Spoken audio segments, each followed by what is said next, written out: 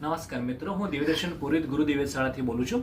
આપણે બધા એકદમ કઠોર ઋતુઓ જોવા માંડી છે છેલ્લા એક દશકથી.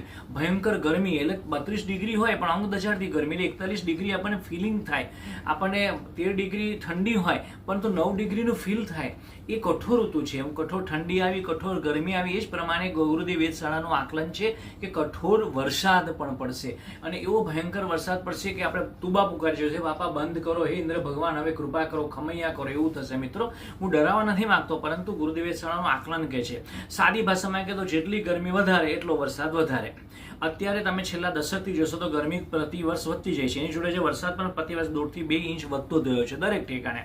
અત્યારે જે એટમોસ્ફિયર એક રિવર ચાલી રહી છે, જે તમે પહેલી વાર નામ સાંભળ્યું છે, આસમાની નદી કહેવાય ને, એ આપણે ત્યાં ઉષ્ણકટિબંધ વિસ્તારથી ટ્રોપિકલ એરિયાથી લઈ અને છે ખંડ સુધી, ધ્રુવ સુધી જાય, એ 400 થી 600 કિલોમીટર પોળી થઈ ગઈ છે અને તાકાતવાર બની ગઈ. જ્યારે પડશે ત્યારે ધનાઈને વરસાદ પડશે.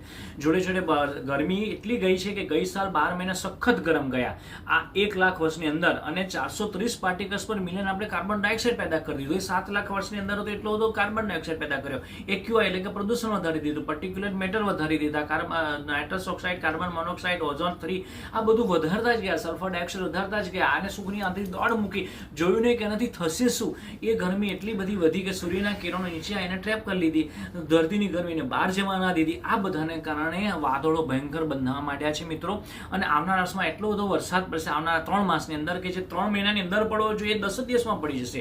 એક સામનો 10 ઇંચ, 15 ઇંચ, 12 ઇંચ એવો વરસાદ પડશે. અને સિટી, મોટા મોટા સિટીઝ કે જ્યાં ખૂબ જ વાહનો છે, એની સંખ્યા કરતાં વસ્તી વધારે છે, એના એરિયા કરતાં વસ્તી વધારે છે અને એનાથી પણ વધારે વાહનો છે એ દોડી રહ્યા છે. એટલે ખાસ કરીને શહેરો, કારણ ત્યાં તળાવ બી સુકાઈ ગયા છે. આપણે 3 થી 4 ગણ્યા તળાવ દરેક શહેરોમાં રહ્યા છે. ગુજરાત, અમદાવાદની વાત કરીએ તો અમદાવાદ, સુરત, ભરૂચ, વલસાડ, નવસારી, તમે કોઈ પણ, ભાવનગર, પોરબંદર, દ્વારિકા, કોઈ પણ લઈ લો, બધા સિટીમાં, રાજકોટ, આ બધામાં સેમ આવું છે. સાથે સાથે તળાવ સુકાઈ ગયા, વૃક્ષો કાપી નાખ્યા, આ બધાએ ભેગું થઈને એટલું બધું વાતાવરણ પફ કરી નાખ્યું છે, ખરાબ કરી નાખ્યું છે કે જે મને દેખાય છે, હું ભગવાને કહું છું કે એવું ન થાય, પરંતુ આ થવા જઈ રહ્યું છે. અને વડોદરાની વાત કરીએ તો લગભગ જુલાઈ અને ઓગસ્ટની શરૂઆતમાં પૂર આવશે એ સંભાવના લાગી રહી છે.